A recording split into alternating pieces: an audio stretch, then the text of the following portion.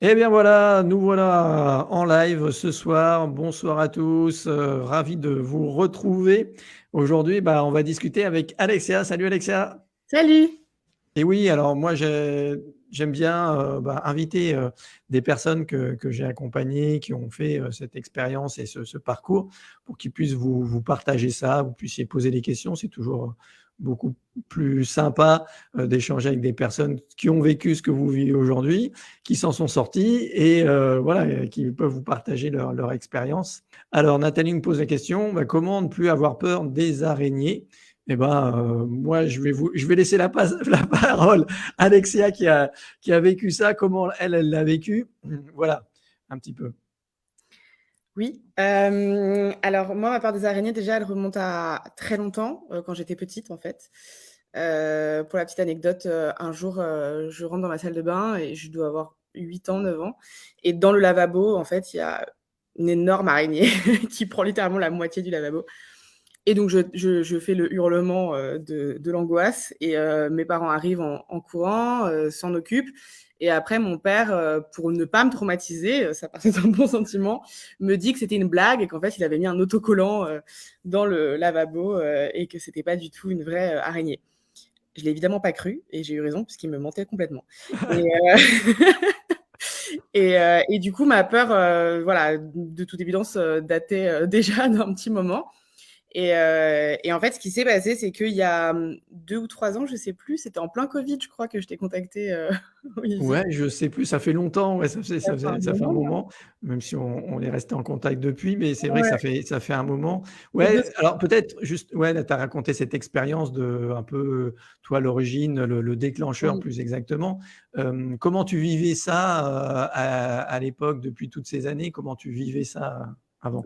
En vrai, je le vivais quasiment comme un enfin, c'est peut-être exagéré de dire ça, mais pour moi, c'était presque un handicap parce que des araignées, on en croise quand même pas mal dans sa vie, malheureusement et moi, vraiment, ça me paralysait. C'est-à-dire que dès que j'étais confrontée à une araignée, et plus rien ne se passait. C'est comme si mon cerveau arrêtait de fonctionner, qu'il y avait juste la peur qui prenait la place de tout le reste et je pouvais plus du tout réagir. J'étais complètement, paralysée. Alors je réagissais avec des émotions de peur, hein, donc je criais, je pleurais et cetera, mais par contre, je ne faisais rien pour, régler la situation, en l'occurrence et c'était vraiment très dur de me calmer. Il fallait littéralement que je sorte de la pièce, ou que j'aille très loin, quoi. J'avais le réflexe de m'éloigner, de l'araignée et une fois, chez moi, je me suis retrouvée seule avec une araignée parce que, j'ai vécu seule à 18 ans, donc en plus, assez tôt, donc du coup, j'ai pu, me confronter à ma peur, très rapidement seule et en fait, je paniquais complètement quand j'étais seule face à une araignée. C'était très, très compliqué pour moi de gérer ça. Donc ça a été un handicap parce qu'il y a eu plein de fois, je me rappelle de chez ma grand-mère, qui habite évidemment à la campagne et qui avait, des araignées chez elle. Je me rappelle de chez mes parents qui ont déménagé aussi dans le sud et qui avaient des araignées chez eux et en vrai, s'il y avait pas quelqu'un, c'était la panique parce que, moi, je pouvais pas le gérer. J'étais toujours celle qui gérait le moins, donc de toute évidence, il y avait toujours quelqu'un qui allait, s'en occuper à ma place. Jusqu'au jour où il y a eu personne et en fait, ce jour-là, je me suis dit: «Je peux pas, continuer à à ne pas gérer ça. Je me sens pas autonome, je me sens littéralement, prisonnière de cette peur et j'ai envie de le régler, quoi». OK, alors, justement, tu avais envie de le régler, alors comment tu l'as réglé? J'ai fait des séances avec toi. J'ai fait des séances avec Alors ouais, ma question, parce qu'il y en a qui posent des questions. On va répondre après, je répondrai aux questions, hein, mais on va la 1re c'était, comment ne plus avoir peur des araignées, donc Alexia va nous partager ça. Qu'est-ce que tu avais essayé avant de venir me voir? Je me rappelle plus, qu'est-ce que Alors tu avais avant essayé? de venir te voir, j'avais essayé de faire des exercices de respiration. J'avais essayé de me confronter aussi au problème, c'est-à-dire en regardant, par exemple, moi ma peur, elle était à un point que c'était pas seulement l'araignée en réel qui me faisait peur, c'était même des vidéos d'araignées, des photos d'araignées. Par Mmh. exemple, un jour je me suis connectée sur, un réseau, je me rappelle plus lequel, Instagram je crois et la première publication sur mon feed, c'était une énorme araignée. J'ai lâché mon téléphone, j'ai littéralement lâché mon téléphone et je me suis mise à pleurer d'un coup et j'ai vraiment, paniqué et voilà, donc c'était très compliqué à gérer, pour moi et j'essayais vraiment de surpasser ça. J'y arrivais pas trop, mais j'essayais vraiment de surpasser ça en, faisant des exercices de respiration, en essayant de gérer l'araignée toute seule, en essayant de gérer le problème, quoi Et notamment, cette fois-là où pendant le Covid, je suis tombée sur une araignée sur mon pyjama dans ma salle de bain. Et puis en plus, elle était ignoble pour le coup, c'était pas une araignée normale. Elle était jaune, enfin bref. Je passe les détails s'il y a des arachnophobes ici, mais compliqué. Et ce jour-là, j'habitais dans 20 mètres carrés à ce moment-là, donc littéralement, je pouvais pas m'en éloigner tellement. Hein. Et je me suis quand même mise à l'autre bout de l'appartement et j'ai essayé vraiment, je me rappelle que je me revois en train d'essayer de respirer, de me calmer toute seule, de me dire c'est rien, c'est qu'un insecte, tu peux y arriver, elle va pas te manger, il peut rien t'arriver. Enfin, j'essayais de me raisonner, mais ça marchait pas en fait. Enfin, vraiment, j'y arrivais pas et j'ai fini par aller chercher un de mes voisins qui m'a sauvée. Donc voilà, j'ai essayé par moi-même. J'ai pas vraiment fait grand-chose d'autre parce que je me disais qu'au pire, c'était pas grave, que j'étais vraiment loin d'être la seule à avoir peur des araignées et que j'allais pouvoir vivre avec, mais en fait, pas tant. Oui, alors justement, qu'est-ce que ça a changé ce travail? Alors on a travaillé ensemble sur assez longtemps puisque toi tu avais décidé de faire un accompagnement, on a travaillé sur d'autres choses aussi. Tu avais d'autres choses peut-être plus personnelles, plus voilà. Mmh. On n'a travaillé pas que sur l'arachnophobie, c'était toi, ce qui a été le déclencheur, on va dire. Mais voilà, on a pu travailler sur plein d'autres choses et je reviendrai, Carrie, sur la méthode si tu le souhaites. Mais qu'est-ce que ça du coup, on a travaillé ensemble. Bon, sur l'arachnophobie, ça a été assez rapide. Qu'est-ce que ça a changé dans ta vie finalement? Alors en fait, ce qui a changé, c'est que j'ai le sentiment que je ressens toujours l'émotion comme avant. Enfin, pas comme avant, mais je ressens toujours l'émotion d'avant. Mais c'est juste que maintenant, elle est à côté, elle est neutre, entre guillemets, par rapport à mon autre émotion qui est de me dire, c'est rien, quoi, ça va bien se passer. Donc du coup, j'ai pas plus peur. Enfin, je veux dire, je suis toujours pas fan de voir une araignée. Hein. C'est pas devenu mes meilleures amies. Elles ne me grimpent pas dessus avec joie. J'en suis pas là. Je sais pas si c'est possible d'en arriver là en partant d'où j'étais, mais c'est pas mon cas. En revanche, c'est plus du tout quelque chose qui me paralyse. C'est vraiment quelque chose où je vais voir une araignée, je vais me dire, ok, elle est là, je vais gérer. Et du coup, pour moi, c'est beaucoup plus apaisé. Ça a changé que je me sens plus autonome déjà. Si je suis seule dans ce genre de situation, je ne suis plus en panique. Je ne me mets plus à pleurer directement. Si je suis avec quelqu'un, je peux calmement lui dire excuse-moi, est-ce que tu veux bien t'en occuper parce que moi j'aime pas trop. Si cette personne refuse, bon bah je vais le faire moi-même. Enfin voilà, j'arrive à être plus calme. Ouais, tu me racontais une fois au restaurant qu'il y avait une araignée qui était venue, puis finalement, bah, tu as continué à manger, tu as continué à Ouais, faire tes scène abominable pour la mois d'avant d'ailleurs. J'étais au restaurant en terrasse et en fait il y a au-dessus de moi le truc du restaurant là, je sais pas comment on appelle ça, le le machin, haut-vent. le haut-vent, voilà. Et en fait j'étais au bord de la terrasse et sur le haut-vent il y a une araignée qui a tissé sa toile et qui s'est laissée tomber comme ça. Et du coup elle est arrivée littéralement devant mon nez. Je ne peux pas faire plus là quoi. Et ma réaction ce jour-là, je me suis vraiment dit waouh, il y a du chemin qui a été fait. Parce que je l'ai vu et quelqu'un à ce moment-là en plus m'a dit attention, il y a une araignée et je me suis juste reculée comme ça, genre qu'est-ce qu'elle fait là en fait. Et du coup, je me suis levée, j'ai attendu qu'elle descende au sol et qu'elle s'en aille et je me suis rassise et j'ai continué mon repas comme si de rien n'était quoi. Super, waouh, ben voilà, c'est ça. Alors quand Alexia parle de séance, c'est vrai que, bon, on se voit en visio, on travaille ensemble dans les séances, mais je travaille pas, proprement dit à la séance comme ça. C'est vraiment l'accompagnement, c'est ce qui fait toute la différence parce qu'il y a d'autres outils, il y a d'autres choses. On va travailler souvent, la problématique, c'est le lâcher prise parfois et Alexia pourra, aussi peut-être nous en parler. Mais donc c'est tout un travail, une sorte de choses à mettre en place qui permet de vraiment changer ça. Et oui, alors quand tu nous dis: «Oui, en fait, je vis comme un chien attaché à sa maison», oui, bah, c'est ça, en fait, tu as peur de sortir, tu as peur de vivre les choses autour et tu te sens enfermé, comme un chien attaché, c'est effectivement ça. Mais oui, on peut vraiment, changer tout ça et en finir. C'est tout à fait, possible. Tu sais d'où ça vient. Oui, effectivement, moi aussi, hein, et là, Alexia nous a parlé tout à l'heure de la blague, enfin, son père a fait croire que c'était une blague et tout ça. C'est le déclencheur ou même connaître l'origine. Moi, j'ai eu un accident de montagne, ensuite j'avais le vertige, hein. Nathalie nous parlait, le vertige, toutes ces phobies, quelles qu'elles soient, ça s'ancre dans le cerveau reptilien et il n'y a pas besoin de connaître l'origine parce que finalement, c'est une réactivation de mémoires traumatiques inconscientes qui ont lieu très petite enfance, in utero, voire transgénérationnelles. Donc, il n'y a pas besoin de connaître, et c'est pas parce qu'on connaît l'origine qu'on règle le problème. Absolument pas. Ça ne marche pas comme ça parce que on n'est pas dans le conscient, on n'est pas dans le raisonnement. Le cerveau reptilien, il parle pas, on ne peut pas lui parler, lui faire voir des choses ou quoi que ce soit. Ça ne marche pas du tout comme ça. D'accord? Donc ça, c'est important de bien comprendre ça. C'est même si tu sais ou si tu ne sais pas d'où ça vient, peu importe, ça ne change rien pour s'en libérer. Et voilà, c'est absolument pas nécessaire. On peut se libérer de ça sans connaître l'origine. D'accord? Est-ce que j'ai bien répondu à ta question?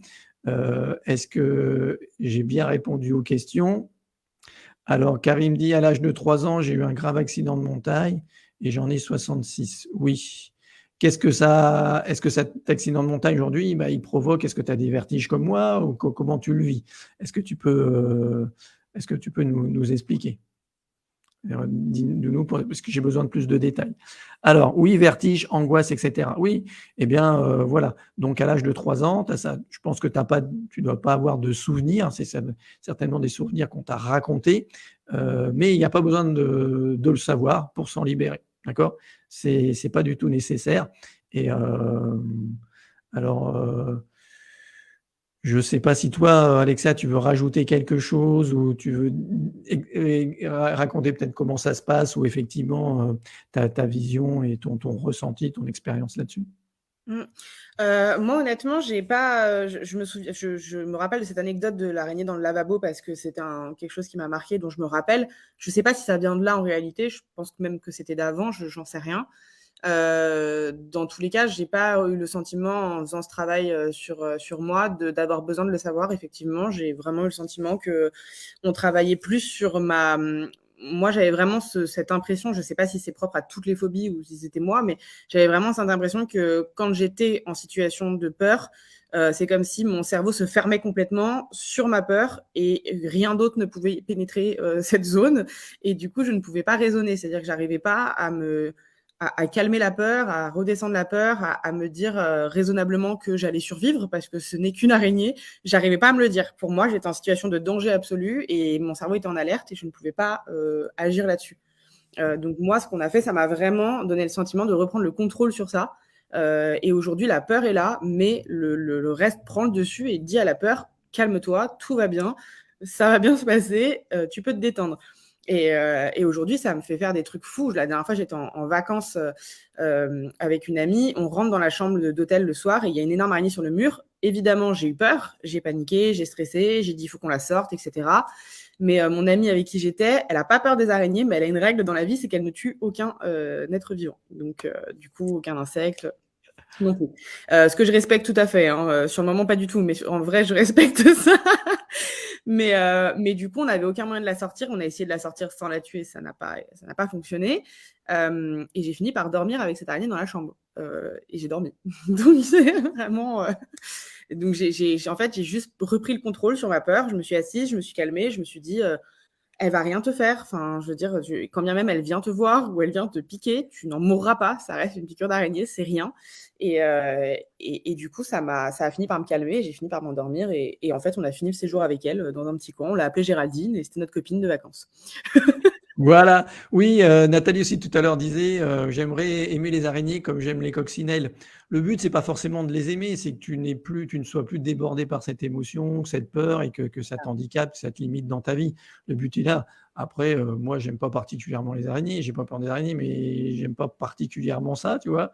Bon, c'est juste ça, c'est que ça sorte, cette peur sorte de ta vie. Ça, c'est important. Oui, Nathalie, ne plus être dégoûtée par les araignées, ne plus avoir peur par ces araignées, c'est possible. Maintenant, comme je te dis, voilà, parfois, il y a ce lâcher-prise à travailler, on est dans le contrôle. Et Carrie dit, c'était important pour moi, elle dit, c'était important pour moi de savoir d'où venaient les phobies. Oui, souvent, on cherche à comprendre. Pourquoi? Parce qu'on veut être encore dans le contrôle.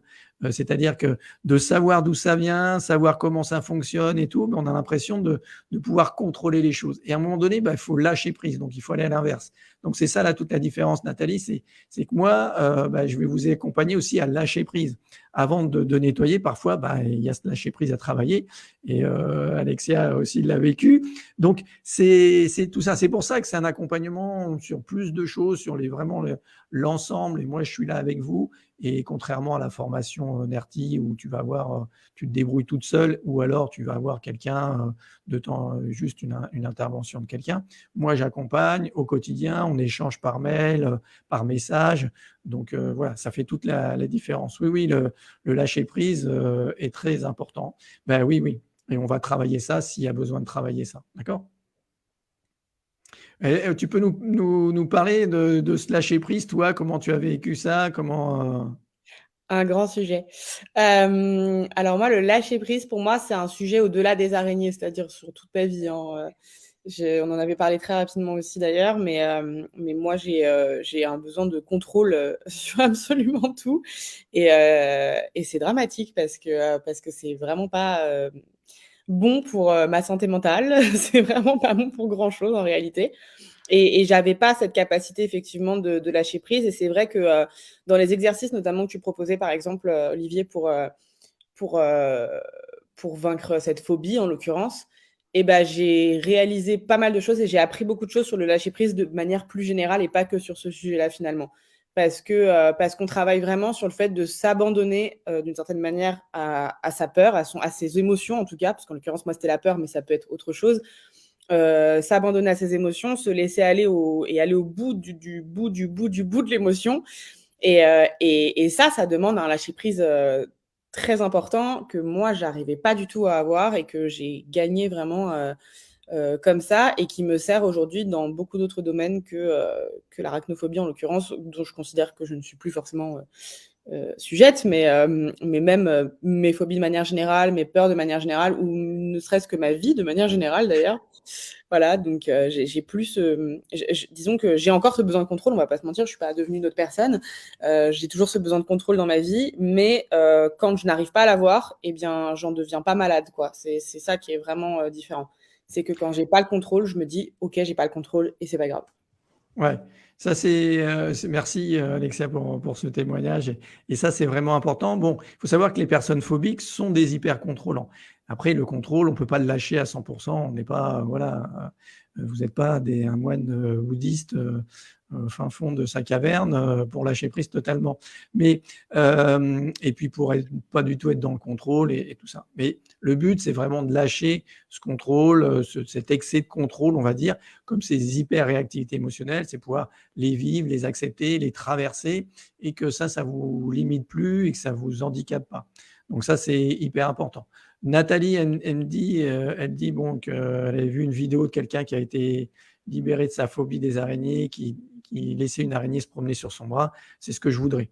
Oui, après, voilà, ça peut être le cas, mais c'est pas forcément, tu as envie de ça. Après, encore une fois, Alexia, elle n'a pas forcément envie d'aimer les araignées, elle préfère qu'elles soient loin. Si tu as envie, eh ben après, c'est aussi une question de chacun. Tu vas pouvoir travailler, tu pourras faire ça. Alors Nathalie dit aussi, moi j'ai déjà travaillé le lâcher prise. Oui, d'accord. Je t'invite, Nathalie, je vais mettre en commentaire le lien pour qu'on en discute, de prendre rendez-vous. Donc tu peux prendre rendez-vous avec moi, je te mets le lien pour qu'on puisse en discuter parce que effectivement, chacun a son expérience et c'est ce qui est important. Et ce qui est intéressant, c'est qu'on puisse discuter sur toi, ta problématique, ce que tu as déjà vécu, comment, ce que tu veux exactement. Donc ça, c'est l'appel que j'offre, hein. Il est totalement gratuit, j'offre ça. Et de toute façon, pour travailler avec moi, il faut qu'on passe par un appel ensemble, qu'on se connaisse, que voilà, il faut que ça fit et que ça matche tous les deux. C'est vraiment indispensable. Mais je t'invite vraiment à réserver un appel pour qu'on puisse en discuter plus en profondeur, Nathalie, parce que moi, j'aimerais bien comprendre un petit peu toi, comment tu as vécu ça, comment ça s'est passé, voir si, et je pense que oui, c'est possible de changer, de travailler autrement, comme je l'ai dit. Moi, je travaille vraiment différemment des autres thérapeutes et plus dans le coaching, dans cet accompagnement. C'est vraiment un mélange de plusieurs choses, d'où aussi les résultats que j'ai et les transformations de vie que je permets d'atteindre aux gens, parce que c'est Alexia qui a changé sa vie, c'est elle qui fait les choses, c'est elle qui aujourd'hui avance encore. parce que elle utilise tous ces outils. Voilà. OK? Non, juste par rapport à ce qu'elle disait tout à l'heure sur le fait d'avoir envie que l'araignée se balade sur son bras. Moi, personnellement, j'ai pas ressenti le besoin d'aller jusque-là. Après, je pense que honnêtement, dans la vue où on en était, j'aurais pu aller jusque-là parce qu'aujourd'hui, par exemple, aujourd'hui, quand je regarde des vidéos où il y a des araignées dedans, je peux les regarder, alors qu'avant, c'était vraiment impossible. Et sur beaucoup de vidéos, il y a des gens qui ont des araignées qui se baladent sur eux. Et avant, c'est quelque chose qui me terrifiait à un niveau parce que j'imaginais qu'elle était sur moi. En fait, je faisais une espèce de transfert dans la vidéo et, et c'était horrible. Alors que maintenant, je regarde ça en me disant, c'est rigolo, quoi. Enfin, je suis pas tellement traumatisée par l'image. Donc, je pense que j'aurais pu aller jusque-là. Mais en réalité, j'en ai pas ressenti le besoin parce que j'ai pas spécialement besoin d'avoir des araignées qui se baladent sur moi, quoi. C'est simple. C'est Oui, bah, moi, possible. Moi, c'est ce que je permets aux gens de réaliser, rendre l'impossible possible, comme moi je l'ai fait pour moi, comme Alexia, comme avec d'autres personnes, si vous voulez. J'ai fait d'autres lives, donc si vous voulez, vous pouvez aller les voir sur d'autres choses. On avait fait les métophobies, on avait fait la maxophobie, donc la peur de conduire, la peur de vomir, tout ça. Voilà, oui, la peur de conduire, elle réagit Alexia parce qu'aussi on a travaillé là-dessus. D'accord. Et c'est oui, quelqu'un parlait de ça. Donc oui, il y a une différence en fait, parce que là, l'hypnose ou la sophrologie ou d'autres techniques vont permettre d'agir sur le cerveau limbique. Donc là, ce qu'a fait, l'hypnothérapeute, c'est qu'elle a induit quelque chose, ça t'a permis de passer le permis, de passer cette étape. Maintenant, ça résout pas, vraiment les choses souvent en profondeur, parce que ça va pas dans le reptilien. Ça a pas été dans le cerveau reptilien où là vraiment est ancrée la phobie. Et donc ça peut revenir, ça peut réapparaître. Comme tu le disais, ça a amélioré, ça t'a permis de passer le permis, ça a amélioré, ça n'a pas réglé complètement le problème parce qu'on n'a pas été sur le reptilien et c'est toute la différence par exemple, de NERTI ou moi, de ce que je fais, c'est justement de travailler sur les 3 niveaux du cerveau. Sur votre raisonnement, parce que comme on l'a vu aussi avec Alexia, après, c'est de se confronter, de célébrer ça pour que ça change dans votre mental, que vous ayez plus la croyance de dire oui, j'ai toujours peur de ceci, je vais pas y arriver, je vais pas faire ceci, machin. Donc changez ça parce que vous allez vous confronter. Moi, je vais vous accompagner, vous confronter à dépasser ça, à oser et à réussir. Et donc votre mental va changer. Vraiment parce qu'on aura travaillé et le cerveau limbique, vos émotions, cette gestion des émotions, et le cerveau reptilien, le cerveau archaïque, dans lequel c'est la question de survie. Et quand c'est cette question-là, c'est lui qui prend le contrôle et vous pouvez rien faire. Mais si on peut déprogrammer ça, on peut nettoyer ce cerveau reptilien et vraiment changer la vie. Voilà. J'espère que ça répond à vos questions. Dites-moi si c'est le cas ou pas. Tu veux ajouter quelque chose, Alexia, ou Non, non, je non? pensais à ce que tu disais sur la carie et c'est vrai que moi, il y a un outil, par exemple, dont je me sers aujourd'hui en situation de crise et c'est vrai que je devrais m'en servir plus en situation de quotidienne. Et on en avait déjà parlé d'ailleurs, c'est par exemple la cohérence cardiaque. C'est un outil que tu Ouais. m'avais que tu conseillais de pratiquer. Et aujourd'hui, je le pratique, c'est rentré dans ma vie de façon automatique. C'est-à-dire que quand je ressens le besoin, je le fais. Mais c'est vrai que je me disais, donc tu disais ça, qu'il faudrait que je le fasse de façon routinière plus que quand j'en ai besoin. Elle nous dit, j'ai fait beaucoup de développement personnel. Oui, fait beaucoup de développement personnel. Alexia aussi, elle a fait du développement personnel. Mais il y a des limites au développement personnel. La première, souvent qu'on a est un peu, alors pas forcément toujours le développement personnel, mais un petit peu la vision sociétale du développement, c'est un peu de culpabiliser. C'est, il faut faire ceci, il faut faire cela, il faut prendre soin de soi. Oui, c'est important de prendre soin de soi. Maintenant, le il faut, ça peut être culpabilisant ou si tu n'y arrives pas, c'est de ta faute, c'est parce que tu n'as pas fait ceci ou tu n'as pas fait cela ou tu l'as pas fait assez, machin. Moi, je suis pas du tout là-dedans et Alexia peut en témoigner, je suis plutôt bienveillant. C'est pas ma vision des choses. On a son rythme aussi différemment. Nathalie nous racontait là un petit peu toute son expérience, tout ce qu'elle a vécu, qu'elle n'y est pas encore arrivée. C'est ton rythme, c'est ça. Des fois, oui, on peut faire beaucoup de développement personnel et oublier certaines choses indispensables, c'est-à-dire de revenir à soi, de revenir au corps et pas rester dans le mental, dans le mental, dans le mental. Ça, c'est aussi hyper important. Je sais pas ce que tu en penses, Alexia. Oui, non, je suis assez d'accord. Et d'ailleurs, ça me fait penser à ce que tu disais tout à l'heure sur le MDR. Moi, j'ai fait de l'EMDR aussi sur d'autres problématiques. Et je trouve que c'est assez différent parce que le MDR, effectivement, par rapport à ce que tu viens de dire à l'instant, c'est beaucoup dans le mental. On travaille vraiment sur un événement en particulier qui nous a potentiellement traumatisés et qu'on va essayer de désactiver, mais en le revivant presque comme si on y était, quoi. Pour moi, c'est beaucoup dans la tête, là où effectivement la méthode qu'on a pu apprendre ensemble, c'est beaucoup dans le corps. Moi, c'est là où j'ai vraiment vu la différence, c'est qu'on va vraiment travailler, non pas sur le problème en lui-même et ce qui se passe dans ma tête, le problème, mais vraiment sur ce qui se passe dans mon corps, qu'est-ce que je ressens dans mon corps et comment ça, je peux le ressentir et le comprendre et le régler du coup. Ouais, c'est ça. Ces mémoires, ces traumas, ils sont enregistrés dans votre corps par l'intermédiaire du cerveau reptilien et c'est justement de déprogrammer ça. Et il faut repasser par le corps parce que lui, il ne comprend que l'expérience, le cerveau reptilien, et il fonctionne avec vos 5 sens. Donc il faut qu'il revive l'expérience, qu'il fasse cette expérience que finalement, il ne meurt pas et que tout va bien.